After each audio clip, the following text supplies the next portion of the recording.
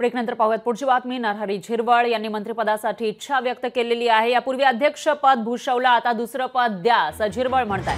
नरहरी झिरवळ यांना मंत्रिपदाचे वेध लागल्याचं पाहायला मिळतंय। नरहरी झिरवळ जे निवडून आलेले आहेत दिंडोशी मधून आणि अजित पवारांच्या राष्ट्रवादीमध्ये ते आहेत, तर यापूर्वी त्यांनी विधानसभा उपाध्यक्षपद भूषवलेलं आहे। त्यांना प्रचंड महत्त्व प्राप्त झालं होतं मविय सरकार कोसळलं त्यावेळेला। आणि असे हे नरहरी झिरवळ जे सध्या अजित पवारांच्या राष्ट्रवादीमध्ये आहेत आणि त्यांनी निवडून आल्यानंतर मंत्रिपदाची इच्छा बोलून दाखवलेली आहे। मंत्रिपदासाठी ते इच्छुक आहेत। यापूर्वी उपाध्यक्षपद भूषवलं, आता दुसरं पद द्या असं ते म्हणतात।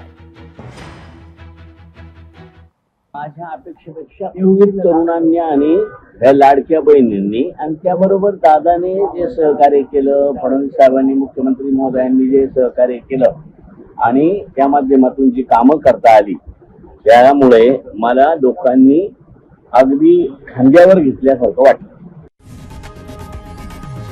लोकशाही मराठी ऐका, पहा, जागरूक रहा।